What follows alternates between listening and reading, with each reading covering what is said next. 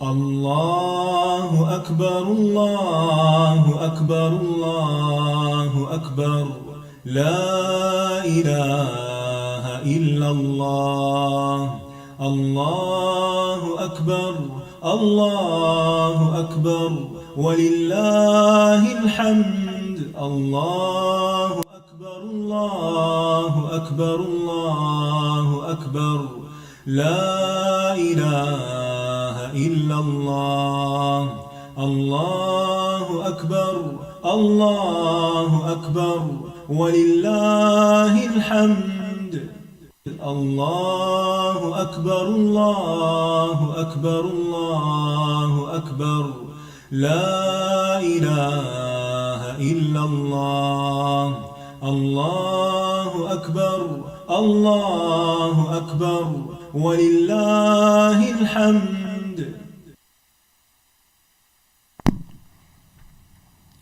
السلام علیکم ورحمۃ اللہ وبرکاتہ. نحمدہ ونصلی علی رسولہ الکریم. اما بعد فاعوذ باللہ من الشیطان الرجیم. بسم اللہ الرحمن الرحیم. رب اشرح لی صدری ویسر لی امری واحلل عقدۃ من لسانی یفقہوا قولی. وَيُطْعِمُونَ الطَّعَامَ عَلَى حُبِّهِ مِسْكِينًا وَيَتِيمًا وَأَسِيرًا إِنَّمَا نُطْعِمُكُمْ لِوَجْهِ اللَّهِ لَا نُرِيدُ مِنكُمْ جَزَاءً وَلَا شُكُورًا. وَيُطْعِمُونَ الطَّعَامَ عَلَى حُبِّهِ مِسْكِينًا وَيَتِيمًا وَأَسِيرًا إِنَّمَا نُطْعِمُكُمْ لِوَجْهِ اللَّهِ لَا نُرِيدُ مِنكُمْ جَزَاءً وَلَا شُكُورًا. اور وہ کھانا کھلاتے ہیں اس کی محبت میں مسکین اور یتیم اور قیدی کو، اور کہتے ہیں ہم تو صرف اللہ کے چہرے کی خاطر تمہیں کھلاتے ہیں، نہ تم سے کوئی بدلہ چاہتے ہیں اور نہ شکریہ. دنیا میں دو طرح کے لوگ پائے جاتے ہیں. ایک وہ جو صرف اپنے بارے میں سوچتے ہیں، اپنے مفاد کے سوا کسی اور چیز کی خبر نہیں رکھتے.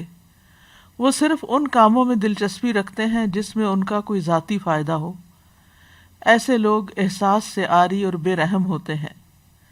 دوسری طرف وہ لوگ بھی ہیں جو خود ضرورت مند ہوتے ہوئے بھی دوسروں کی ضرورت پہلے پوری کر دیتے ہیں، اپنی ذات پر دوسروں کو ترجیح دیتے ہیں. دوسروں کو پہنچنے والی تکلیف انہیں گراں گزرتی ہے. اپنے جذبات کے ساتھ دوسروں کے جذبات کا بھی لحاظ رکھتے ہیں. ایسے لوگ اس زمین پر اللہ کی مخلوق کے لیے نعمت ہیں. جب کسی کے اندر حقیقی ایمان پیدا ہو جاتا ہے تو اس کا اظہار اسی شکل میں ہوتا ہے کہ وہ کسی شکریہ اور بدلے کا انتظار کیے بغیر دوسروں کے ساتھ جو بھلائی وہ کر سکتا ہے کر گزرتا ہے. ایسے ہی لوگ اللہ کے محبوب ہیں جو اس سے محبت کرتے ہیں اور اس کی محبت میں ہر پسندیدہ کام کرنے کے لیے تیار ہو جاتے ہیں. ان کی کمائی میں کمزوروں کا حق ہوتا ہے، اور جو دوسروں کے ساتھ بھلائی کرتا ہے وہ یقیناً خیر ہی خیر پاتا ہے.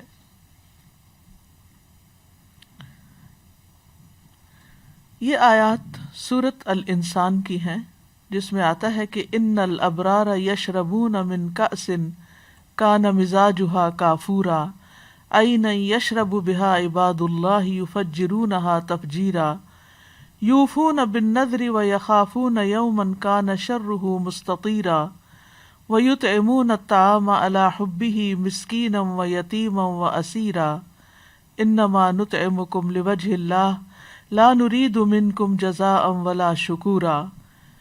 بے شک نیک لوگ ایسے جام سے پئیں گے جس میں کافور ملا ہوا ہوگا. وہ ایک چشمہ ہے جس سے اللہ کے بندے پئیں گے. وہ اسے بہا کر لے جائیں گے، خوب بہا کر لے جانا. جو اپنی نظر پوری کرتے ہیں اور اس دن سے ڈرتے ہیں جس کی مصیبت بہت زیادہ پھیلی ہوئی ہوگی، اور وہ کھانا کھلاتے ہیں اس کی محبت پر مسکین اور یتیم اور قیدی کو، اور کہتے ہیں ہم تو تمہیں صرف اللہ کی خاطر کھلاتے ہیں، ہم تو تمہیں صرف اللہ کے چہرے کی خاطر کھلاتے ہیں، نہ تم سے کوئی بدلہ چاہتے ہیں نہ شکریہ. تو یہاں پر ابرار یعنی نیک لوگوں کی کچھ صفات کا ذکر ہو رہا ہے جن کی قیامت کے دن بہترین مہمانی کی جائے گی، کیونکہ دنیا میں وہ اللہ کی محبت کی خاطر لوگوں کی ضروریات کا خیال رکھتے تھے، اللہ سے کیے ہوئے وعدے پورے کرتے تھے اور آخرت کے اس دن سے ڈرتے تھے جس کا شر ہر طرف پھیلا ہوا ہوگا، جس کی مصیبت ہر طرف عام ہوگی۔ یہی چیز انہیں ابھارتی تھی کہ وہ اللہ کی محبت میں اللہ کے چہرے کے دیدار کی خاطر ایسے نیک کام کریں کہ جو صرف اور صرف اس کے لیے خالص ہوں، جس میں کسی انسان سے بدلے یا شکریہ کی توقع نہ ہو۔ تو اس آیت کا جو خاص طور پر یہاں جس کا انتخاب کیا گیا، اس کا مطلب یہ ہے کہ وہ جو ایک معنی ہے کہ اللہ کی محبت میں، اور دوسرا یہ کہ کھانے کی محبت کے باوجود، یعنی خود انہیں کھانے کی ضرورت ہوتی ہے لیکن خود کھانے کی بجائے وہ دوسروں کو کھلا دیتے ہیں، ان لوگوں کو جو کمانے سے عاجز ہوں اور وہ کسی چیز کے مالک نہ ہوں۔ اور اس میں کئی لوگ آتے ہیں، یعنی سب سے پہلے تو یطعمون الطعام آتا ہے، یعنی کھانے کی محبت میں، کھانے کی خواہش کے باوجود، تھوڑا ہونے کے باوجود اللہ کی محبت کی وجہ سے وہ لوگوں کو کھلاتے ہیں۔ اور کس کس کو کھلاتے ہیں؟ مسکیناً، مسکین کو۔ مسکین وہ ہوتا ہے جسے دوسرے کی ضرورت ہوتی ہے اور وہ کمانے سے رکا ہوا ہوتا ہے۔ اور یتیم کو بھی کھلاتے ہیں۔ یتیم وہ نابالغ بچے ہوتے ہیں جو اپنے والد سے محروم ہو جائیں، یعنی وہ اپنی دیکھ بھال، لک آفٹر خود نہیں کر سکتے۔ اور پھر قیدی، قیدی کو کھلاتے ہیں۔ قیدی وہ ہوتا ہے جس کا معاملہ کسی اور کے ہاتھ میں ہوتا ہے۔ اور یہ صورت مکی صورت ہے جس کی یہ آیات آپ کے سامنے پڑھی گئی ہیں، یہ ساری کی ساری مسلمانوں کی قوت پکڑنے سے پہلے کے دور کی ہیں۔ اور قیدی کے بارے میں یہ اقوال بھی پائے جاتے ہیں کہ اس سے مراد مسلمان قیدی ہیں، یہ بھی معنی کیا جاتا ہے کہ اس سے مراد غلام ہیں، اور یہ بھی ہے کہ وہ مسلمان جو مشرکین کے قیدی ہیں، یعنی مشرکوں کے پاس قید کر دیے گئے ہیں۔ اور پھر ایک معنی یہ بھی کیا گیا ہے کہ ناقص العقل قیدی ہیں، یعنی قید ہونے کی وجہ سے وہ خبطی اور مجنون ہو گئے ہیں اور ان کو اپنا بھی ہوش نہیں، لہٰذا ان کی ضروریات پوری کرتے ہیں۔ اور اس کے علاوہ آج کل آپ دیکھیں کہ جیسے بہت سے لوگ کرونا وائرس کی وجہ سے آئسولیشن میں ہیں، خصوصاً وہ لوگ جو اس سے جو افیکٹ ہوئے ہیں، جو بیمار ہیں، جو اپنے آپ کو خود بھی لک آفٹر نہیں کر سکتے اور دوسرے لوگ بھی ان تک نہیں پہنچ سکتے۔ پھر نہ صرف یہ کہ وہ خود ضرورت مند ہو جاتے ہیں، بلکہ ان کے جو متعلقین ہیں، ان کے جو بچے ہیں، ان کے جن کے وہ ذمہ دار ہیں، وہ بھی شدید ضرورت مند ہو جاتے ہیں۔ تو قیدی سے مراد صرف وہی شخص نہیں ہو سکتا جو کسی جیل میں پڑا ہوا ہو آج کے دور میں، یا کسی خاص غلامی کا شکار ہو، یا کسی کی گردن پکڑی ہوئی ہو۔ اس سے مراد وہ لوگ بھی ہو سکتے ہیں کہ جو اس طرح ریسٹرکٹڈ ہیں کہ جو نہ کما سکتے ہیں، نہ پکا سکتے ہیں، نہ کھلا سکتے ہیں۔ تو جو بھی ایسے ضرورت مندوں کو کھلائے گا وہ اللہ تعالیٰ کی محبت پائے گا۔ اور کھانے کا خاص طور پر ذکر کیوں کیا گیا؟ کیونکہ کھانا کھلانا جو ہے وہ کرم نوازی، سخاوت اور ایثار کا ذریعہ ہے، یعنی ایثار کی علامت ہے کہ کسی شخص کے اندر قربانی کا جذبہ پایا جاتا ہے کہ وہ اپنی محبوب چیز کو دوسرے کو دیتا ہے۔ اور پھر یہاں پر ان کا جو کہنا ہے انما نطعمکم لوجہ اللہ، کہ ہم تو تمہیں صرف لوجہ اللہ کھلاتے ہیں، اللہ کے چہرے کی خاطر۔ اس سے پتہ چلتا ہے کہ ان کے اندر کتنا شدید اخلاص ہے کہ وہ دنیا کا کوئی صلہ اور کوئی بدلہ، حتیٰ کہ شکریہ کے الفاظ بھی نہیں چاہتے، بلکہ اللہ سبحانہ تعالیٰ کی محبت چاہتے ہیں، اللہ کی رضا چاہتے ہیں، قیامت کے دن اللہ تعالیٰ کا دیدار چاہتے ہیں۔ لا نرید منکم جزاء ولا شکورا، ہم تم سے کوئی بدلہ اور شکریہ نہیں چاہتے۔ مطلب یہ ہے کہ ہم تو اللہ سے بدلہ چاہتے ہیں، کیونکہ اللہ تعالیٰ جو بدلہ دے سکتا ہے وہ تو کوئی اور بدلہ دے ہی نہیں سکتا۔ یعنی یہ وہ لوگ ہیں جو لوگوں سے تعریف نہیں چاہتے، لوگوں سے ایکنالجمنٹ نہیں چاہتے، لوگوں سے بدلہ نہیں چاہتے، اور نہ یہ چاہتے ہیں کہ کوئی اس پہ تعریف کرے، اور اگر کوئی تعریف نہ کرے تو ناراض ہو جاتے ہیں۔ جیسے بعض خواتین کی عادت ہوتی ہے کہ کھانا پکائیں اور اگر گھر والے، کھانے والے تعریف نہ کریں تو وہ اس پر مائنڈ کر جاتے ہیں، اور اسی وجہ سے ہم دیکھتے ہیں کہ جو ہی کھانے کی ٹیبل پر لوگ مہمان بیٹھتے ہیں تو وہ عموماً پسند ہو یا نہ پسند ہو پکانے والے کی یا گھر والے کی تعریف کرنا شروع کر دیتے ہیں، کیونکہ اس تعریف کے سبھی کے کان منتظر ہوتے ہیں. تو لیکن جو خالص لوجہ اللہ کھلاتا ہے اس کو اس تعریف سے بھی گھبراہٹ ہوتی ہے، وہ یہ تعریف بھی نہیں چاہتا، کیونکہ جو اللہ کے مخلص بندے ہوتے ہیں وہ اللہ کے علاوہ کسی اور کی قدردانی کے محتاج نہیں ہوتے، اور یہی ان کے اخلاص کی سچائی ہوتی ہے. اور اسی طرح وہ یہ بھی نہیں کہتے کہ آپ ہمارے لیے دعا کریں، کیونکہ دعا بھی احسان کے بدلے کی ایک قسم ہے، لیکن اس کا یہ مطلب نہیں کہ تعریف کرنی نہیں چاہیے یا شکریہ ادا نہیں کرنا چاہیے یا یہ کہ دعا نہیں دینی چاہیے. جو ریسیپینٹ ہے اس کو یہ تمام کام کرنے چاہیے، اس کو شکریہ بھی ادا کرنا چاہیے، جزاک اللہ بھی کہنا چاہیے، اور کسی نہ کسی شکل میں اس احسان کا بدلہ بھی دینا چاہیے. لیکن اگر کوئی نہ دے سکتا ہو تو پھر اس پر کوئی حرف نہیں. تو اللہ سبحانہ تعالیٰ ان کے دلوں کے حال کی تعریف کر رہے ہیں، یعنی صرف ان کی تعریف نہیں بلکہ ان کے دلوں کا حال بیان کر رہے ہیں کہ ان کے دل میں کیا ہے، کہ انما نطعمکم لوجہ اللہ. مجاہد کہتے ہیں انہوں نے یہ بات کہی نہیں تھی، یعنی زبان سے کسی کو اعلان نہیں کیا تھا کہ ہم صرف اللہ کے چہرے کی خاطر کھلا رہے ہیں، لیکن اللہ نے ان کی اس بات کو جان لیا کہ واقعی وہ اللہ کی خاطر کرنا چاہتے ہیں، اور ان کی تعریف فرمائی تاکہ وہ اور زیادہ نیک عمل میں رغبت کریں. کھانا کھلانا ہمارے دین میں ایک پسندیدہ کام ہے. اللہ سبحانہ تعالیٰ کی صفت ہے کہ وہ کھلاتا ہے اور اپنے بندوں کے لیے بھی پسند کرتا ہے کہ وہ دوسرے بندوں کو کھلائیں. قرآن مجید میں آتا ہے کل اغیر اللہ اتخذ ولیا فاطر السماوات والارض وہو یطعم ولا یطعم. کہہ دیجئے کیا میں اللہ کے سوا کوئی اور دوست بناؤں جو آسمانوں اور زمین کو پیدا کرنے والا ہے حالانکہ وہ کھلاتا ہے اور اسے کھلایا نہیں جاتا. ابراہیم علیہ السلام نے اپنے رب کی جو تعریف کی تھی وہ کیا تھی؟ الذی خلقنی فہو یہدینی والذی ہو یطعمنی ویسقینی. وہ جس نے مجھے پیدا کیا پھر وہی مجھے راستہ دکھاتا ہے، وہی ہے مختلف طرح کے کھانے پیدا کیے ہیں. سمندر کی مچھلیوں کی غذا اور ہے، پرندوں کی غذا اور ہے، وحشی جانوروں کی غذا اور ہے، انسانوں کی غذا اور ہے، اور انسان بھی جو دنیا کے مختلف خطوں پہ رہتے ہیں ان کی اپنی اپنی پسند. فَلْيَنظُرِ الْإِنسَانُ إِلَىٰ طَعَامِهِ. اوپر سے پانی برسایا، یعنی کیسے انتظام کیا. پھر عجیب طرح سے زمین کو پھاڑا تو اس میں سے ہم نے اناج اگایا اور انگور اور ترکاریاں اور زیتون اور کھجور اور گھنے باغات اور پھل اور چارہ بھی اگائے.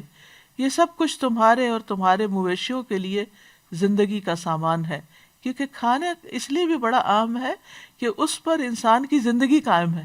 انسان نہ کھائے بھوکا رہے تو بھوک سے موت بھی واقع ہو سکتی ہے. پھر اسی طرح اللہ سبحانہ تعالیٰ نے مختلف طرح کی غذائیں ہمیں فراہم کی اور دوسروں کو کھلانے کا بھی حکم دیا. وہی تو ہے جس نے دونوں طرح کے باغات پیدا کیے، ایک وہ جن کی بیلیں چھپروں پہ چڑھائی جاتی ہیں، دوسرے وہ درخت جو خود اپنے تنے پہ کھڑے ہوتے ہیں. نیز کھجوریں اور کھیتیاں پیدا کی جن سے کئی طرح کے معقولات حاصل ہوتے ہیں. نیز اس نے زیتون اور انار پیدا کیے جن کے پھل اور مزے ملتے جلتے بھی ہوتے ہیں اور مختلف بھی. جب یہ درخت پھل لائیں تو ان سے خود بھی کھاؤ اور فصل اٹھاتے وقت ان میں سے اللہ کا حق بھی ادا کرو، یعنی دوسروں کو بھی کھلاؤ، اور بے جا خرچ نہ کرو کیونکہ اللہ اسراف کرنے والوں کو پسند نہیں کرتا. زکوٰۃ اور فطرانے کی ادائیگی میں بھی کھانا کھلانے کو مد نظر رکھا گیا، یعنی اور اسی طرح کفاروں میں بھی کھانا کھلانے کو فرض کیا گیا. قتل کا کفارہ ہو، زہار کا کفارہ ہو، رمضان میں دن میں جماع کا کفارہ ہو، اور اسی طرح شکار کرنا جہاں ناجائز ہو وہاں اگر انسان شکار کر لے اور اس جیسا جانور نہ ملے تو اس کی قیمت کے ساتھ مساکین کے لیے کھانا خریدا جائے گا. اور قسم کے کفاروں میں بھی 10 بندوں کو کھانا کھلایا جائے گا. احرام کی پابندیوں میں سے کسی نے کسی پابندی کو توڑنے کی صورت میں فدیہ 6 مسکین کا کھانا بھی ہوتا ہے. پھر اسی طرح یہ ہے کہ راجح رائے یہی ہے کہ فطرانہ جو ہے وہ پیسے دینے کی بجائے کھانا دیا جائے مساکین کو. ہاں اگر ایسی جگہ ہو کہ جہاں کوئی مسکین نہ ہو تو اس صورت میں کسی دوسری جگہ پیسے بھی بھیجے جا سکتے ہیں، لیکن اس سے بھی بہتر یہی ہے کہ ان کو کھانا خرید کر دیا جائے. اسی طرح قربانی کے جانور جو ہیں ان میں بھی دوسروں کو کھلانے کا حکم ہے. وَكُلُوا مِنْهَا وَأَطْعِمُوا الْبَائِسَ الْفَقِيرَ. سو ان قربانی کے جانوروں کی جب تم قربانی کرو تو پھر ان میں سے خود بھی کھاؤ اور تنگ دست محتاج کو بھی کھلاؤ. ایک دوسری آیت میں آتا ہے فَكُلُوا مِنْهَا وَأَطْعِمُوا الْقَانِعَ وَالْمُعْتَرَّ، تو ان میں سے خود بھی کھاؤ اور قناعت کرنے والے کو بھی کھلاؤ اور مانگنے والے کو بھی کھلاؤ۔ پھر اسی طرح حج کی نیکی کیا ہے؟ آپ صلی اللہ علیہ وسلم نے فرمایا بر الحج اطعام الطعام و طیب الکلام، حج مبرور وہ ہے جس میں کھانا کھلایا جائے، یعنی صرف اپنے کھانے کی فکر نہ کی جائے، اپنے آس پاس کے ساتھیوں کو بھی کھلایا جائے اور اچھی گفتگو کی جائے، کیونکہ وہاں ظاہر ہے کہ مشقت کا سفر ہے، تو پھر انسان بعض اوقات اریٹیٹ ہو کر دوسرے پہ غصے کا اظہار بھی کر دیتا ہے، تو اس سے بچا جائے۔ پھر اسی طرح اصحاب الیمین کی، جو قیامت کے دن دائیں ہاتھ والے ہیں، ان کی جو صفت قرآن مجید میں بتائی گئی ہے وہ کیا ہے؟ فَلَقْتَحَمَ الْعَقَبَةَ وَمَا أَدْرَاكَ مَا الْعَقَبَةُ فَكُّ رَقَبَةٍ أَوْ إِطْعَامٌ فِي يَوْمٍ ذِي مَسْغَبَةٍ يَتِيمًا ذَا مَقْرَبَةٍ أَوْ مِسْكِينًا ذَا مَتْرَبَةٍ ثُمَّ كَانَ مِنَ الَّذِينَ آمَنُوا وَتَوَاصَوْا بِالصَّبْرِ وَتَوَاصَوْا بِالْمَرْحَمَةِ أُولَئِكَ أَصْحَابُ الْمَيْمَنَةِ۔ پھر بھی وہ مشکل گھاٹی میں نہ گھسا، اور تجھے کس چیز نے معلوم کرایا کہ وہ مشکل گھاٹی کیا ہے؟ وہ گردن چھڑانا ہے، یعنی کسی قیدی کو آزاد کرانا ہے، یا کسی بھوک والے دن میں کھانا کھلانا ہے، کسی قرابت والے یتیم کو یا مٹی میں ملے ہوئے مسکین کو۔ پھر یہ ہو کہ وہ ان لوگوں میں سے ہو جو ایمان لائے اور جنہوں نے ایک دوسرے کو صبر کی وصیت کی اور ایک دوسرے کو رحم کرنے کی وصیت کی، یہی لوگ دائیں ہاتھ والے ہیں۔ ایمان اور مسکین کو کھانا کھلانے کا باہم گہرا تعلق ہے، کیونکہ ایمان والے مساکین کو کھانا کھلاتے ہیں، جبکہ جو ایمان نہیں رکھتے وہ مسکین کو کھانا کھلانے کی ترغیب نہیں دیتے۔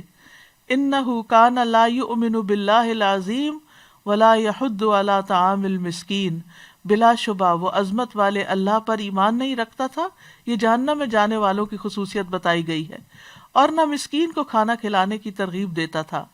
سورۃ ویل لکل ہمزۃ لمزہ میں بھی یہی آتا ہے، ویل لکل ہمزۃ لمزہ، نہیں سوری، ارأیت الذی یکذب بالدین، کیا آپ نے دیکھا اس شخص کو جو دین کو جھٹلاتا نہیں، جس کا ایمان کوئی نہیں؟ فذلک الذی یدعو الیتیم، یہ وہ شخص ہے جو یتیم کو دھکے دیتا ہے، ولا یحض علی طعام المسکین، اور مسکین کو کھانا کھلانے کی ترغیب نہیں دیتا۔ ابو درداء اپنی بیوی کو مساکین کی وجہ سے زیادہ شوربہ بنانے کی ترغیب دیتے تھے۔ وہ کہتے تھے ہم نے ایمان لانے کے ساتھ آدھی زنجیر اتار پھینکی ہے، یعنی جہنم والوں کو جس زنجیر میں جکڑا جائے گا، کیا ہم باقی آدھی بھی نہ اتار پھینکیں؟ اور یہ بات انہوں نے اسی آیت سے اخذ کی تھی کہ باقی کھانا کھلا کے اس زنجیر کو نکلوا دیں۔ عمر رضی اللہ عنہ سے روایت ہے کہ رسول اللہ صلی اللہ علیہ وسلم نے فرمایا افضل اعمال مومن کو خوشی دینا ہے، تم اس کے سطر کو ڈھانپ دو، یعنی اسے کوئی کپڑا پہناؤ، یا اس کی بھوک کو سیر کر دو، یا اس کی ضرورت پوری کر دو۔ اب پچھلی بات ہے تو مساکین، یتیموں وغیرہ کے لیے تھی، لیکن اب کسی بھی مومن کے ساتھ کوئی اچھا معاملہ کرنا اس میں آ جاتا ہے، حتیٰ کہ اپنے گھر والوں کے ساتھ بھی۔ اور خواتین اس لحاظ سے بہت خوش قسمت ہیں کہ وہ ان کے ہاتھوں کھانا پکتا ہے اور ان کے بچے کھاتے ہیں، یہ بہت بڑی نیکی ہے۔ یعنی مردوں کے لیے تو باہر جا کے جہاد کرنا اور بڑے بڑے کام کرنا ہے، لیکن خواتین اگر صبر کے ساتھ، خوشی کے ساتھ اپنے گھر میں خود اپنے ہاتھوں سے کھانا پکا کر خود بھی کھاتی ہیں، بچوں کو بھی کھلاتی ہیں، ہمسایہ کو بھی خیال کرتی ہیں، عزیز و رشتہ داروں کا بھی خیال کرتے ہیں، تو یہ ان کے حق میں بھی بہت بڑی نیکی ہے، کیونکہ یہ افضل اعمال میں سے ہے۔ مومن کو خوشی دینا، اس کے سطر کو ڈھانپنا اور اس کی بھوک دور کرنا یا اس کی کوئی ضرورت پوری کرنا۔ مناوی کہتے ہیں کہ تم میں سب سے بہترین لوگ وہ ہیں جو اپنے بھائیوں، اپنے پڑوسیوں، اپنے فقراء اور مساکین کو کھانا کھلاتے ہیں، کیونکہ جسم کا دار و مدار کھانے پر ہے اور اس میں ہر جاندار چیز کی زندگی ہے۔ اسی طرح بھوکے کو کھانا کھلانے کا حکم ہے۔ نبی صلی اللہ علیہ وسلم نے فرمایا بھوکے کو کھانا کھلاؤ، بیمار کی تیمارداری کرو اور قیدی کو رہائی دلاؤ۔ ایک اور جگہ پر بھی محبوب اعمال کا جو ذکر آیا، اس میں ابن عمر کہتے ہیں کہ ایک آدمی نبی صلی اللہ علیہ وسلم کے پاس آیا اور کہا اے اللہ کے رسول، کون سے لوگ اللہ کو زیادہ محبوب ہیں اور کون سے اعمال اللہ کو زیادہ پسند ہیں؟ تو رسول اللہ صلی اللہ علیہ وسلم نے فرمایا وہ لوگ اللہ کو زیادہ محبوب ہیں جو دوسرے لوگوں کے لیے سب سے زیادہ فائدہ مند ہوں، یعنی جو دوسروں کو فائدہ پہنچائیں۔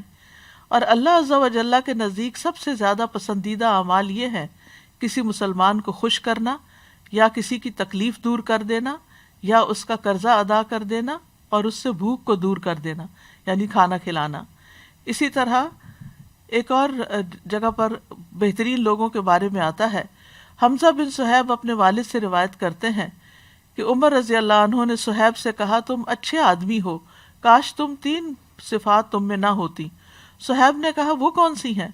عمر رضی اللہ عنہ نے کہا تم نے کنیت رکھی ہوئی حالانکہ تمہاری اولاد نہیں، تم عرب کی طرف منسوب ہو حالانکہ تم رومی ہو، تم کھانا کھلانے میں اسراف سے کام لیتے ہو۔ صہیب نے کہا آپ کا یہ اعتراض کہ میں نے کنیت رکھی ہوئی حالانکہ میرا کوئی لڑکا نہیں، تو اس کا جواب یہ ہے کہ رسول اللہ صلی اللہ علیہ وسلم نے خود میری کنیت ابو یحییٰ رکھی تھی۔ آپ کا دوسرا اعتراض کہ میں نے اپنے آپ کو عربوں کی طرف منسوب کر رکھا ہے حالانکہ میں ان میں سے نہیں، رومی ہوں، تو اس کا جواب یہ ہے کہ میں قبیلہ نمر بن قاصد سے ہوں، رومیوں نے مجھے موصل سے قید کر لیا تھا، میں اس وقت نوجوان تھا اور اپنا نسب پہچانتا تھا۔ اور آپ کا یہ اعتراض کہ میں کھانے میں اسراف کرتا ہوں یعنی کھانا کھلانے میں زیادہ کھلاتا ہوں، تو میں نے خود رسول اللہ صلی اللہ علیہ وسلم کو فرماتے ہوئے سنا تم میں سے بہترین شخص وہ ہے جو کھانا کھلائے۔ پھر اسی طرح ہر جگر والے کو کھلانے پلانے پہ اجر ہے، چاہے وہ انسان ہو، چاہے وہ حیوان ہو، چاہے وہ کوئی بھی مخلوق ہو۔ عبداللہ بن عمر رضی اللہ عنہ سے مروی ہے کہ ایک شخص رسول اللہ صلی اللہ علیہ وسلم کی خدمت میں حاضر ہوا اور عرض کیا کہ میں اپنے حوض میں پانی کھینچ رہا ہوتا ہوں، یہاں تک کہ جب میں اسے اپنے اونٹ کے لیے بھر لیتا ہوں تو کسی اور کا اونٹ آ جاتا ہے، میں اسے بھی پانی پلا دیتا ہوں، تو کیا اس پہ مجھے کچھ اجر ملے گا؟ تو رسول اللہ صلی اللہ علیہ وسلم نے فرمایا بے شک ہر پیاسی جان کے ساتھ ہمدردی کرنے کا اجر ہے، یعنی ہر ایک جو ضرورت مند ہے اس کے ساتھ، یعنی کوئی بھی ہو، چاہے اونٹی ہو یا انسان ہو یا کوئی بھی۔ پھر کھانا کھلانا صدقہ بھی ہے، نبی صلی اللہ علیہ وسلم نے فرمایا تمہارا اپنے آپ کو کھانا کھلانا یعنی خود پکا کے کھانا یہ بھی صدقہ ہے، تمہارا اپنے بیٹے کو کھلانا تمہارے لیے صدقہ ہے، تمہارا اپنی بیوی کو کھلانا تمہارے لیے صدقہ ہے، تمہارا اپنے خادم کو کھلانا تمہارے لیے صدقہ ہے، یعنی انسان کسی کو بھی کھانا کھلائے چاہے اپنے گھر والوں کو کھلائے تو وہ بھی اس کے لیے ثواب کا باعث ہوتا ہے۔ کھانا اللہ کے پاس ذخیرہ ہوتا ہے اور بہت بڑا ہو جاتا ہے۔ حضرت عائشہ سے مروی ہے کہ رسول اللہ صلی اللہ علیہ وسلم نے فرمایا بے شک اللہ تم میں سے ہر ایک کی کھجور اور لقمے کو یعنی کھانے کا لقمہ اس طرح بڑھاتا ہے، یعنی جب وہ لقمہ تم کسی کو کھلاتے ہو تو اس کو اتنا گرو کرتا ہے جیسے تم میں سے کوئی آدمی اپنے گھوڑے کے بچھیرے کو بڑھاتا ہے، یہاں تک کہ وہ احد پہاڑ کے برابر ہو جاتا ہے، حتیٰ کہ معمولی چیز کھلانے پر بھی اجر ہے۔ رسول اللہ صلی اللہ علیہ وسلم نے فرمایا اپنے اور آگ کے درمیان میں آڑ بناؤ، اپنے اور آگ کے بیچ میں آڑ بناؤ، خواہ ایک کھجور کے ٹکڑے سے ہی کیوں نہ، یعنی اس کو ہی صدقہ کیوں نہ کر کے۔ سعید بن جبیر کہتے ہیں کہ مسلمان یہ سمجھتے تھے کہ تھوڑی چیز دینے پہ ان کو اجر نہیں ملے گا، تو جب ان کے دروازے پر مسکین آ جاتا تو وہ کھجور دینے یا روٹی کا ٹکڑا دینے یا اخروٹ دینے کو قلیل سمجھتے تھے کہ یہ تو چھوٹی سی چیز ہے، یہ کیا دینا، اور وہ سائل کو ایسے ہی واپس کر دیتے تھے اور کہتے تھے کہ کچھ نہیں، ہمیں صرف اسی چیز کے صدقہ کرنے پر اجر دیا جاتا ہے جو ہم خود پسند کرتے ہیں۔ پس اللہ کا یہ فرمان نازل ہوا فَمَن يَعْمَلْ مِثْقَالَ ذَرَّةٍ خَيْرًا يَرَهُ، پس اللہ نے ان کو نیکی کے قلیل عمل کرنے پر بھی رغبت دلائی کہ وہ یہ عمل بھی کر سکتے ہیں، کیونکہ ہو سکتا ہے یہی زیادہ کر دیا جائے، یعنی وہ ایک لقمہ ہی یا ایک کھجور ہی تمہارے لیے بڑھا کے احد پہاڑ برابر کر دی جائے، تو اس لیے چھوٹی چیز کو بھی حقیر نہ سمجھو۔ بہت دفعہ ایسا ہوتا ہے نا کہ کوئی تو ضرورت مند ہوتا ہے اور ہم شرما جاتے ہیں کہ یہ بھی کوئی دینے کی چیز ہے، حالانکہ ہو سکتا ہے دوسرے کو اسی چیز سے ہی فائدہ ہو جائے۔ پھر اسی طرح کھانے میں دوسروں کو شامل کر لینے سے برکت ہو جاتی ہے۔ وحشی بن حرب اپنے والد اور دادا سے روایت کرتے ہیں ایک مرتبہ ایک شخص نے نبی صلی اللہ علیہ وسلم سے کہا ہم کھانا تو کھاتے ہیں لیکن ہم سیر نہیں ہوتے۔ آپ نے فرمایا شاید تم الگ الگ کھاتے ہو، اپنے کھانے پہ جمع ہو جایا کرو، یعنی اکٹھے بیٹھ کے کھایا کرو، اور کھانے کے وقت اللہ کا نام لیا کرو، وہ تمہارے لیے اس کھانے میں برکت ڈال دے گا، یعنی بسم اللہ پڑھ کے کھاؤ تو تھوڑا بھی پورا ہو جائے گا۔ حسن بن علی سے مروی ہے کہ بھلائی اس گھر کی طرف سب سے تیزی سے جاتی ہے جس میں کھانا کھلایا جاتا ہے، یعنی اس گھر میں خیر و برکت ہو جاتی ہے جس میں کھانا کھلایا جاتا ہے، چھری سے لے کر اونٹ کی کوہان تک، یعنی ہر طرف بھلائی اور خیر نازل ہے۔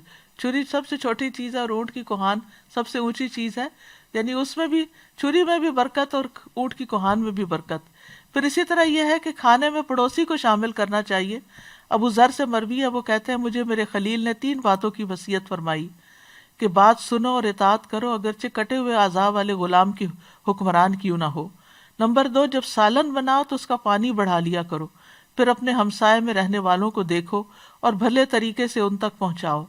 نمبر 3، اور نماز کو وقت پر ادا کرو، اور اگر امام کو پاؤ کہ وہ نماز پڑھ چکا ہے تو تمہاری ہو ہی چکی، ورنہ اس کے ساتھ پڑھ لو تو یہ نفلی ہو جائے گی۔ یعنی جس نے نماز پڑھ بھی لی ہے، کوئی پیچھے سے اور آتا ہے تو اس کے ساتھ بھی کھڑے ہو جاؤ، تمہارے نفل ہو جائیں گے۔ پھر پڑوسی کو چھوڑ کر خود سیراب نہ ہو۔ محمد بن مسلمہ روایت کرتے ہیں میں نے رسول اللہ صلی اللہ علیہ وسلم کو یہ فرماتے ہوئے سنا کہ کوئی شخص اپنے پڑوسی کو چھوڑ کر خود سیراب نہ ہوتا پھرے، یعنی وہ اس کو بھوکا نہ چھوڑ دے یا اس کو ضرورت کے ساتھ نہ چھوڑ دے اور صرف اپنی فکر نہ کرے، وہ شخص مومن نہیں جس کا ہمسایہ بھوکا ہو۔ اور کبھی یہ بھی کرنا چاہیے کہ خود بھوکے رہ کے دوسروں کا پیٹ بھرا جائے۔ یعنی ہم عام طور پر سمجھتے کہ کھلائے اس وقت جب ہمارے پاس اتنا ہو کہ ہم ایکسٹرا ہو کہ ہم دے سکیں، لیکن کبھی ایسا بھی ہوتا ہے کہ آپ کے پاس ایکسٹرا نہیں ہوتا، وہی ہوتا ہے جو آپ نے خود بھی کھانا ہوتا ہے، تو اس کو بھی آپ دوسروں کو کھلا سکتے ہیں۔ جس کا مشہور واقعہ وہ صحابی کا ہے کہ جب نبی صلی اللہ علیہ وسلم کے پاس ایک مہمان آیا تو آپ نے سب ازواج کے پاس کہلا کے بھیجا کہ کون اس کو کھانا کھلائے گا، تو کسی گھر سے کچھ بھی نہ نکلا، تو ایک انصاری کہنے لگے میں اس کو اپنے ساتھ لے جاتا ہوں۔ بہرحال وہ گھر گئے تو ان کے گھر میں بس اتنا کھانا تھا، یا خود کھاتے یا مہمان کھاتا۔ انہوں نے بتی بجھا دی اور یوں شو کیا جیسے ہم خود بھی کھا رہے ہیں، اور مہمان کو کھانا کھلا دیا، اور بچے بھی بھوکے سو گئے اور خود بھی بھوکے سوئے۔ تو اللہ سبحانہ وتعالیٰ ان کے حق میں راضی ہو گیا اور اللہ تعالیٰ ان کے اوپر ہنس پڑا۔ حدیث میں آتا ہے کہ نبی صلی اللہ علیہ وسلم کی خدمت میں جب صبح وہ آئے تو آپ نے فرمایا تم دونوں میاں بیوی کے نیک عمل پر اللہ تعالیٰ رات کو ہنس پڑا، یا یہ فرمایا کہ اس کو پسند کیا۔ اور پھر یہ آیت نازل فرمائی وَيُؤْثِرُونَ عَلَىٰ أَنفُسِهِمْ وَلَوْ كَانَ بِهِمْ خَصَاصَةٌ وَمَن يُوقَ شُحَّ نَفْسِهِ فَأُولَٰئِكَ هُمُ الْمُفْلِحُونَ۔ اور وہ انصار ترجیح دیتے ہیں اپنے نفسوں پر دوسرے غریب صحابہ کو اگرچہ خود بھی فاقے میں ہوں، اور جو اپنی طبیعت کے بخل سے محفوظ رکھا گیا سو ایسے ہی لوگ فلاح پانے والے ہیں۔ پھر یہ ہے کہ مسکین کو کبھی خالی ہاتھ نہیں لوٹانا چاہیے، کچھ نہ آپ نے فرمایا کہ کچھ نہ کچھ رکھ دیا کرو، خواہ جلا ہوا کھوری کیوں نہ ہو۔ پھر اسی طرح یہ کھانا کھلانا جنت واجب کر دینے والا عمل ہے۔ ہانی بن یزید نے نبی صلی اللہ علیہ وسلم سے پوچھا مجھے کوئی ایسی چیز بتا دے جس سے میرے لیے جنت لازم ہو جائے، مجھے جنت میں جانا ہے۔ آپ نے فرمایا اچھا کلام اور کھانا کھلانے کو لازم پکڑ لو، یعنی دوسروں سے بات اچھی طرح کرو اور کھانا کھلانا پکا کر لو۔ پھر جنت کے خوبصورت بالا خانے ملنا۔ علی رضی اللہ عنہ سے مروی ہے، وہ کہتے ہیں کہ رسول اللہ صلی اللہ علیہ وسلم نے فرمایا یقیناً جنت میں ایسے بالا خانے بھی ہیں جن کا اندرونی حصہ باہر سے نظر آتا ہے اور باہر کا حصہ اندر سے نظر آتا ہے، یعنی جیسے شیشہ لگا ہوا ہو۔ تو ایک دیہاتی نے پوچھا یا رسول اللہ صلی اللہ علیہ وسلم یہ کس کے لیے ہیں؟ آپ نے فرمایا اس شخص کے لیے جو اچھی بات کرے اور کھانا کھلائے، اور جب لوگ رات کو سو رہے ہوں تو صرف اللہ کے لیے نماز ادا کرے، یعنی تہجد وغیرہ پڑھے۔ پھر یہ جنت میں بلند درجوں والے کام ہیں۔ آپ نے فرمایا جنت کو بلند کرنے والی 3 چیزیں ہیں، نمبر 1 کھانا کھلانا، نمبر 2 سلام پھیلانا، اور نمبر 3 رات کے وقت جب لوگ سو رہے ہوں تو نماز پڑھنا۔ کھانا کھلانے کے کئی معاشرتی فوائد بھی ہیں، اس میں ایک یہ ہے کہ انسان کا نفس سے بخل اور کنجوسی نکل جاتی ہے، یعنی انسان کے نفس کا تزکیہ ہوتا ہے۔ اور پھر اسی طرح فقیر اور بھوکا آدمی جو ہے وہ بھی راضی ہو جاتا ہے، اور اپنے دل میں جو امیر شخص کے خلاف کا بغض رکھتا ہے وہ نکل جاتا ہے، یعنی اپنی صفائی بھی ہوتی ہے اور جس کو دیا جاتا ہے اس کا دل کا حال بھی اچھا ہو جاتا ہے۔ اسی طرح جو لوگ دین اسلام سے ناواقف ہیں ان میں دین پھیلانے کا ذریعہ بھی بنتا ہے، اور پھر یہ کہ آپس میں محبت بڑھتی ہے۔ اور اس کے برعکس قرآن مجید میں کھانا نہ کھلانے پر مذمت کی گئی ہے۔ جہنم میں لے جانے والا عمل ہے۔ جہنمیوں سے پوچھا جائے گا ما سلککم فی سقر، یہ کیا چیز تمہیں جہنم میں لے گئی؟ قالوا لم نک من المصلین ولم نک نطعم المسکین، وہ کہیں گے ہم نماز نہیں پڑھتے تھے یا نماز پڑھنے والوں میں سے نہیں تھے اور ہم کھانا نہیں کھلاتے تھے۔ اور وہ باغ والوں کا قصہ جو قرآن میں آتا ہے کہ جنہوں نے یہ سوچا ہی تھا کہ ہم مسکینوں کو دیں گے نہیں، ابھی کیا کچھ نہیں، ابھی تو وہ پہنچے نہیں تھے باغ میں، صرف منصوبہ بندی کر رہے تھے کہ ان کا سارا باغ جل کے رہ گیا۔ تو مسکین کو کھانا نہ کھلانے کی مذمت ہے، ولا یحض علی طعام المسکین۔ اور کھانا کھلانے کا ایک اور نقصان یہ بھی ہے کہ قیامت کے دن اللہ تعالیٰ فرمائے گا، اے ابن آدم میں بیمار ہوا، تو نے میری عیادت نہیں کی۔ اسی طرح اللہ تعالیٰ فرمائے گا، اے ابن آدم میں نے تجھ سے کھانا مانگا، تو نے مجھے کھانا نہیں کھلایا۔ وہ کہے گا، اے میرے رب میں تجھے کھانا کیسے کھلاتا حالانکہ تو رب العالمین ہے۔ تو اللہ تعالیٰ فرمائے گا، کیا تو نہیں جانتا تھا کہ میرے فلاں بندے نے تجھ سے کھانا مانگا تھا لیکن تو نے اس کو نہیں کھلایا؟ کیا تو نہیں جانتا تھا کہ اگر تو اس کو کھلاتا تو اسے میرے پاس پاتا؟ پھر اسی طرح پانی بھی نہیں روکنا چاہیے، کیونکہ 3 لوگ ایسے ہیں جن سے اللہ تعالیٰ قیامت کے دن کلام نہیں کرے گا۔ ان میں سے ایک وہ ہے کہ جس کے پاس ضرورت سے زیادہ پانی تھا لیکن وہ مسافروں کو نہیں پلاتا تھا، یعنی ساتھ والوں کو نہیں دیتا تھا جبکہ وہ سخت پیاسے تھے۔ کھانا کھلانا انبیاء کی صفت ہے۔ ابراہیم علیہ السلام مہمان کے بغیر کھانا نہیں کھاتے تھے، نبی صلی اللہ علیہ وسلم کی سنت ہے۔ ارباز بن ساریہ کہتے ہیں کہ رسول اللہ صلی اللہ علیہ وسلم نے مجھے سحری میں، رمضان میں سحری کے لیے بلایا۔ افطار پارٹی تو بہت ہوتی ہیں لیکن آپ صلی اللہ علیہ وسلم نے سحری کھلانے کے لیے بلایا اور فرمایا، آؤ مبارک کھانا کھا لو، یعنی سحری کا کھانا جو ہے برکت والا کھانا ہے۔ پھر یہ صحابہ کی سنت ہے۔ ابن عمر کے دسترخوان پر یتیم بھی حاضر ہوتا۔ ایک دن انہوں نے اپنا کھانا منگوایا اور یتیم کو بھی بلا لیا، یتیم وہاں نہیں تھا۔ جب وہ کھانے سے فارغ ہوئے تو یتیم آ گیا، کھانا منگوایا تو کھانا نہیں تھا۔ پھر ابن عمر نے بازار سے اس کے لیے ستو اور شہد منگوایا اور اس کو پیش کیا، یعنی ایک دفعہ جب بلا لیا تو پھر کچھ نہ کچھ دے کر ہی بھیجا۔ نافع کہتے ہیں کہ ابن عمر اس وقت تک کھانا نہیں کھاتے تھے جب تک ان کے ساتھ کھانے کے لیے کوئی مسکین نہ لایا جاتا، یعنی وہ اس کا اتنا اہتمام کرتے تھے۔ ایک دفعہ میں ان کے ساتھ کھانے کے لیے ایک شخص کو لایا کہ اس نے بہت زیادہ کھانا کھایا۔ بعد میں ابن عمر نے کہا، آئندہ اس شخص کو میرے ساتھ کھانے کے لیے نہ لانا، میں نے نبی صلی اللہ علیہ وسلم سے سنا ہے کہ مومن ایک آنت میں کھاتا ہے اور کافر 7 آنتوں میں کھاتا ہے۔ پھر اسی طرح نافع بیمار ہو گئے، نافع کہتے کہ ابن عمر بیمار ہو گئے تو انہوں نے انگور کی خواہش ظاہر کی، ابھی انگور نئے نئے آئے تھے، یعنی موسم شروع ہوا تھا۔ تو ان کی بیوی صفیہ نے 1 درہم بھیجا کہ انگوروں کا خوشہ خریدا جائے۔ جو ایلچی انگور لینے گیا اس کے پیچھے پیچھے سوالی آ گیا۔ جب وہ ایلچی دروازے پہ آیا اور داخل ہوا تو اس نے کہا، ایک سائل ہے، یعنی سوا اللہ کے نام کا دو کچھ۔ ابن عمر نے کہا، یہ اس کو دے دو، تو انہوں نے وہ خوشہ سائل کو دے دیا۔ پھر صفیہ ان کی وائف تھی، انہوں نے پھر 1 درہم بھیجا اور پھر ایلچی پیچھے وہی سائل آ گیا۔ پھر ابن عمر نے کہا، یہ ان کو دے دو، پھر وہ دوبارہ ان کو دے دیا گیا۔ تو صفیہ نے سائل کی طرف پیغام بھیجا، اللہ کی قسم اگر تم اب آؤ گے تو تم مجھ سے کوئی خیر نہیں پاؤ گے، تم میرے شوہر کو کھانے نہیں دیتے پھر آ جاتے ہو۔ اور پھر 1 اور درہم بھیجا اور انگوروں کا خوشہ خریدا۔ امہات المومنین کی بھی یہ سنت ہے۔ ایک مسکین حضرت عائشہ کے پاس آیا، اس نے ان سے کچھ مانگا۔ حضرت عائشہ روزے سے تھی، ان کے گھر میں صرف 1 ہی روٹی تھی۔ اپنی لونڈی سے کہا، یہ اس کو دے دو۔ اس نے کہا، آپ کے پاس افطاری کے لیے کچھ نہیں؟ انہوں نے کہا، یہ اس کو دے دو۔ تو خیر لونڈی نے ایسا ہی کیا، وہ دے دیا۔ وہ کہتی ہیں، جب شام ہوئی تو کسی گھرانے کی طرف سے ہمیں بکری کا تحفہ بھیجا گیا۔ تو ام المومنین حضرت عائشہ نے کہا، مجھے بلایا اور کہا، اس میں سے تم کھا لو، یہ تمہاری 1 روٹی سے بہتر ہے۔ یعنی تم روٹی نہیں دے رہی تھی تو اللہ نے تمہارے لیے اتنا بہترین بھیج دیا۔ سلف صالحین جو تھے وہ اپنے کھانے میں دوسروں کو شریک کیا کرتے تھے۔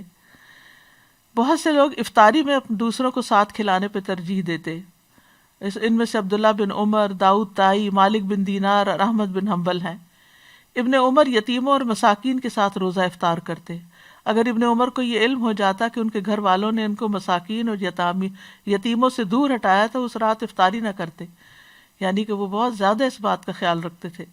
خود روزہ رکھتے اور دوسروں کو کھلا دیتے۔ ان میں سے حسن بصری اور عبداللہ بن مبارک ہیں۔ کبھی اکیلا نہ کھانے والے۔ ابو سوار ادبی کہتے ہیں کہ بنی عدی کے کچھ لوگ اس مسجد میں نماز پڑھتے تھے، ان میں سے کسی ایک نے بھی اکیلے اس طرح افطاری نہیں کی کہ وہ کھانے پر اکیلے ہوں۔ اگر ان کو کوئی کھانا کھانے والا ساتھ مل جاتا تو کھا لیتے، ورنہ اپنا کھانا مسجد لے جاتے اور وہاں لوگوں کے ساتھ مل کے کھاتے، لوگ ان کے ساتھ کھاتے۔ پھر اپنے کھانے پر دوسروں کو ترجیح دینا۔ ربی کے پاس جب کوئی سائل آتا تو وہ کہتے اس کو شکر کھلاؤ، کیونکہ ربی شکر پسند کرتے تھے، یعنی جو خود پسند کرتے تھے وہی مسکین کو دیتے تھے۔ غلام آزاد کرنے سے بھی زیادہ کھانا کھلانے کو پسند کرنا۔ بعض سلف صالحین کہتے ہیں کہ میں اپنے ساتھیوں میں سے 10 ساتھیوں کو دعوت دوں اور ان کو ایسا کھانا کھلا دوں جسے وہ پسند کرتے ہوں تو یہ مجھے اسماعیل علیہ السلام کی اولاد میں سے 10 غلام آزاد کرنے سے زیادہ محبوب ہے۔ دنیا کی ہر چیز سے زیادہ اپنے بھائی کو کھانا کھلانا پسند کرنا۔ ابو سلیمان دارانی کہتے ہیں اگر پوری دنیا میں سے مجھے صرف ایک لقمہ ملے پھر میرا بھائی آ جائے تو میں یہی پسند کروں گا کہ میں یہ لقمہ اس کے منہ میں ڈال دوں۔ پھر گھر آنے والے مہمان کو بہترین چیز پیش کرنا۔ ابو خلدہ کہتے ہیں میں اور عبداللہ بن عون محمد بن سیرین کے پاس گئے تو انہوں نے ہمیں مرحبا کہا اور وہ کہنے لگے مجھے سمجھ نہیں آ رہی کہ میں تمہیں کیا تحفہ دوں، تم میں سے ہر ایک کے گھر میں روٹی اور گوشت کھایا جاتا ہے، لیکن میں تمہیں ایسا کھانا کھلاؤں گا جس کے بارے میں میرا خیال ہے کہ وہ تمہارے گھر میں نہیں کھایا جاتا۔ تو وہ شہدہ لے کر آئے جو کہ شیری کی طرح کوئی چیز یعنی میٹھی چیز تھی، وہ اسے چھری سے کاٹتے تھے اور ہمیں کھلاتے تھے، یعنی وہ چیز کھلانا کہ جو دوسرے نہیں کھاتے ہوں۔ بعض اوقات ایسا ہوتا ہے نا کہ روزمرہ کا نارمل کھانا تو ہر کوئی کھا رہا ہوتا ہے، لیکن یعنی کہ اہتمام کے ساتھ یا یعنی جو کبھی کبھار بنایا جاتا ہے۔ پھر اپنی پسند کا کھانا بنا کر دوسروں کو کھلا دینا۔ آمش کہتے ہیں کہ خیثمہ مٹھائی کی مانند ایک خبیث تیار کرتے، وہ بہت لذیذ کھانا بناتے، پھر وہ ابراہیم اور ہمیں بلاتے اور کہتے یہ میرا پسندیدہ کھانا ہے، تم کھاؤ، یہ میں نے تم لوگوں کے لیے تیار کیا ہے۔ آنے والے مہمانوں کے لیے کچھ نہ کچھ سنبھال کر رکھنا۔ جب حسن کے پاس ان کے بھائی آتے تو ان کے پاس جو کھانا موجود ہوتا وہ اسے اپنے بھائی کے پاس لے آتے، اور کبھی کسی سے کہتے کہ چارپائی کے نیچے سے یہ ٹوکری نکالیں، وہ اس کو نکالتے تو اس میں کھجوریں ہوتی، وہ اسے کہتے میں نے یہ کھجوریں آپ کے لیے رکھی ہوئی تھی کہ آپ کھائیں۔ انما نطعمکم لوجہ اللہ، ہم تمہیں صرف اللہ کے چہرے کی خاطر کھلاتے ہیں۔ تو یاد رکھیے کہ اللہ کے چہرے کے سوا سب کچھ فنا ہو جائے گا۔ اللہ سبحانہ و تعالیٰ کے چہرے کی کوئی مثال نہیں، لیس کمثلہ شیء، یعنی کسی انسان کی شکل جیسی یا کسی اور کی شکل جیسی نہیں ہے اللہ تعالیٰ کی، وہ اللہ ہی ہے جس جیسا کوئی اور نہیں۔ اور اس کا حجاب، اس کے چہرے کا حجاب بھی ہے جو نور ہے، اگر وہ اسے کھول دے تو اس کے چہرے کی شعاعیں جہاں تک اس کی نگاہیں پہنچتی ہیں مخلوق کو جلا دیں، یعنی اتنا چمکدار ہے۔ اور پھر اللہ کے چہرے سے عظیم کوئی چیز نہیں۔ اعوذ بوجہ اللہ العظیم الذی لیس شیء اعظم منہ، اللہ سبحانہ وتعالیٰ مسکراتا بھی ہے، ہنستا بھی ہے، اور مومن کی سب سے بڑی خواہش اللہ کے چہرے کا دیدار ہے، کیونکہ اس سے بڑی کوئی نعمت ہی نہیں۔ جنتی جب جنت میں پہنچ جائیں گے تو جنت کی ساری نعمتیں ان کے سامنے، اللہ کے دیدار کے سامنے چھوٹی ہو جائیں گی۔ قرآن مجید میں آتا ہے للذین احسنوا الحسنی وزیادہ۔ مجاہد نے اس کی تفسیر میں کہا زیادہ سے مراد اللہ کی مغفرت اور رضامندی ہے، لیکن دوسرے علماء نے اس سے مراد اللہ کے چہرے کا دیدار لیا ہے۔ قیامت کے دن ایمان والوں کے لیے یہ دیدار ہوگا اور دوسروں کے لیے یہ نہیں ہوگا، اور سب اللہ تعالیٰ کو اس طرح دیکھ سکیں گے کہ درمیان میں کوئی رکاوٹ نہیں ہوگی۔ قیامت کے دن دیدار کے بعد جنت میں اللہ کا دیدار ہوگا، اور پھر اللہ کے چہرے کو دیکھنے سے بڑھ کر کوئی چیز پیاری نہ ہوگی۔ ہر جمعہ یوم المزید کو اللہ کے چہرے کا دیدار ہوگا، اس لیے ہمیں اللہ کے چہرہ دیکھنے کے لیے یہ دل میں حسرت لیے ہوئے، تڑپ لیے ہوئے اس کی خاطر کام کرنا چاہیے۔ اور یہ اعمال کی قبولیت کی شرط بھی ہے کہ جو چیز اس کے لیے کی جائے وہی قبول ہوگی، اور اس سے ایمان کی حلاوت، مٹھاس بھی ملتی ہے انسان کو۔ اور ہر کام اللہ کے چہرے کے لیے کرنا چاہیے۔ الذی یؤتی مالہ یتزکی وما لأحد عندہ من نعمت تجزی الا ابتغاء وجہ ربہ الاعلی ولسوف یرضی، جو اپنا مال اس لیے دیتا ہے کہ پاک ہو جائے، حالانکہ اس کے ہاں کسی کا کوئی احسان نہیں کہ اس کا بدلہ دیا جائے، مگر وہ تو صرف اپنے رب کا چہرہ طلب کرنے کے لیے دیتا ہے جو سب سے بلند ہے، اور ان قریب وہ راضی ہو جائے گا۔ یعنی جو اللہ کے چہرے کی خاطر کوئی نیک کام کرے گا اللہ اس سے راضی ہو جائے گا۔ اس لیے نماز ہو یا روزہ ہو یا زکوٰۃ ہو یا صدقات ہو، کچھ بھی خرچ کریں یہ سب اللہ کے چہرے کی خاطر ہونا چاہیے۔ فَآتِ ذَا الْقُرْبَى حَقَّهُ وَالْمِسْكِينَ وَابْنَ السَّبِيلِ ذَلِكَ خَيْرٌ لِّلَّذِينَ يُرِيدُونَ وَجْهَ اللَّهِ وَأُولَٰئِكَ هُمُ الْمُفْلِحُونَ، پس قرابت والے کو اس کا حق دو، مسکین کو اور مسافر کو، یہ ان لوگوں کے لیے بہتر ہے جو اللہ کا چہرہ چاہتے ہیں، اور وہی فلاح پانے والے ہیں۔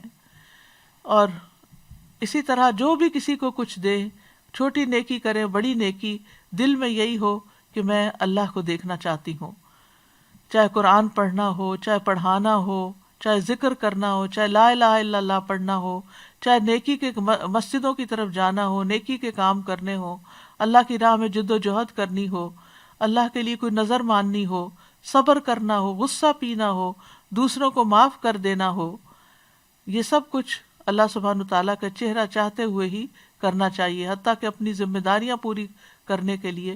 اسی طرح اگر کوئی سوال کرے تو وہ بھی اللہ کے چہرے کا واسطہ یعنی دے کر جو سوال کرے اس کو دینا بھی چاہیے، یعنی کہ مانگنے والے کو اگر کوئی اللہ کے نام سے یا اللہ کے چہرے کی خاطر مانگے کہ اللہ تمہیں اللہ اپنا چہرہ دکھائے، تو اس سوالی کو رد نہیں کرنا چاہیے۔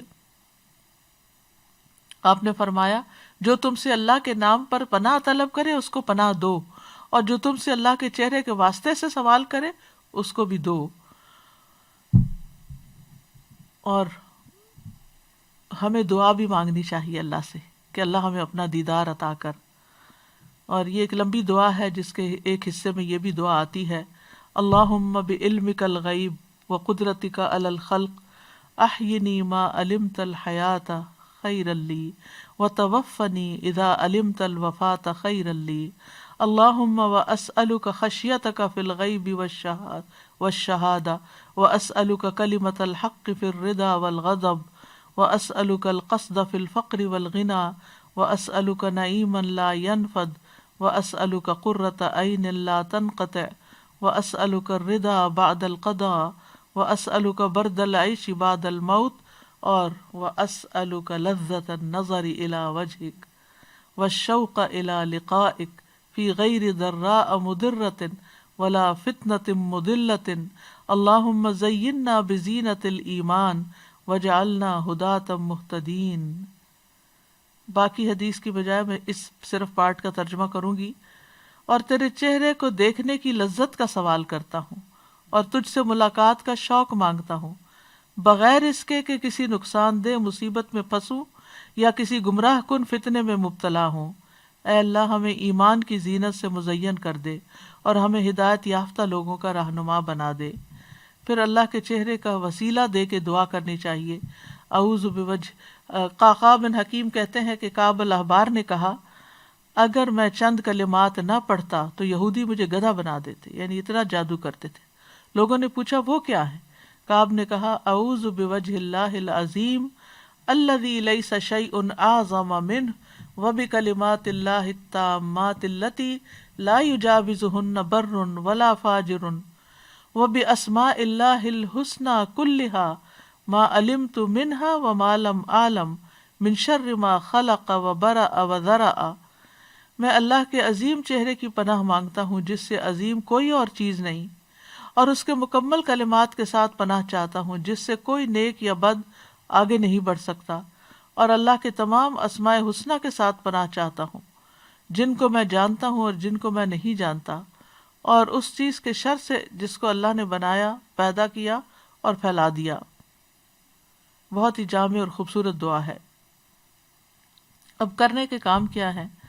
کرنے کے کام یہ ہے کہ ہم جو کام بھی کریں اللہ کے چہرے کی خاطر کریں، اور خاص طور پر کسی کی ضرورت پوری کرنا، چاہے وہ کھانا کھلا کے ہو، چاہے وہ کپڑا پہنا کے ہو، چاہے وہ کسی اور شکل میں ہو، کیونکہ اللہ ہی سب سے بڑھ کر ریوارڈ دینے والا ہے، اس کا بدلہ دینے والا ہے۔ کیونکہ کھانا پکانا، کھانا کمانا یہ کوئی آسان کام نہیں ہے، انسان کا خون پسینہ ایک ہوتا ہے۔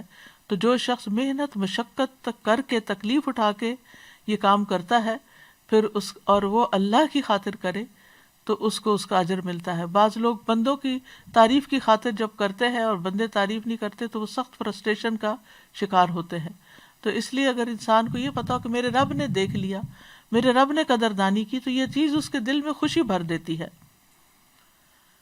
پھر یہ ہے کہ ہر چیز میں اپنا چہرہ اللہ ہی کی طرف کرنا چاہیے۔ رسول اللہ صلی اللہ علیہ وسلم نے فرمایا اسلام کی تعریف یہ ہے کہ تم اپنے چہرے کو اللہ کے سپرد کر دو، اور پھر بہترین دین اس کا ہے. وَمَنْ أَحْسَنُ دِينًا مِمَّنْ أَسْلَمَ وَجْهَهُ لِلَّهِ وَهُوَ مُحْسِنٌ وَاتَّبَعَ مِلَّةَ إِبْرَاهِيمَ حَنِيفًا وَاتَّخَذَ اللَّهُ إِبْرَاهِيمَ خَلِيلًا. اور اس شخص سے کس کا دین بہتر ہو سکتا ہے جس نے اللہ کے سامنے اپنا سر تسلیم خم کر دیا اور وہ احسان کرنے والا بھی ہو اور یکسو ہو جانے والے ابراہیم کے طریقے کی پیروی کر رہا ہو، اس ابراہیم کی جسے اللہ نے اپنا مخلص دوست بنا لیا تھا. پھر یہ کہ اسی کی خاطر اپنی زندگی گزارنی چاہیے، ایسے لوگوں کے ساتھ مل کے جڑ کے رہنا چاہیے. وَاصْبِرْ نَفْسَكَ مَعَ الَّذِينَ يَدْعُونَ رَبَّهُمْ بِالْغَدَاةِ وَالْعَشِيِّ يُرِيدُونَ وَجْهَهُ، اور اپنے آپ کو ان لوگوں کے ساتھ باندھے رکھو جو اپنے رب کو پہلے اور پچھلے پیر پکارتے ہیں، اس کا چہرہ چاہتے ہیں، اور تیری آنکھیں ان سے آگے نہ بڑھیں کہ تو دنیا کی زندگی کی زینت چاہتا ہو. اور اس شخص کا کہنا مت مان جس کے دل کو ہم نے اپنی یاد سے غافل کر دیا اور وہ اپنی خواہش کے پیچھے چلا، تو اس کا کام ہمیشہ حد سے بڑھا ہوا ہے.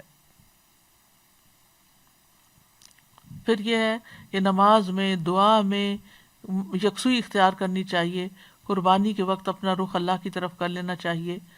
اور پھر جھگڑوں کے وقت بھی انسان جھگڑوں میں پڑنے کی بجائے اپنا معاملہ اللہ کے سپرد کر کے اپنا رخ پھیر لیں. پھر اللہ کے عذاب سے بچنے کے لیے اللہ کے چہرے کی پناہ مانگنی چاہیے. پھر سوتے ہوئے اپنا چہرہ اللہ کے سپرد کر دینا چاہیے.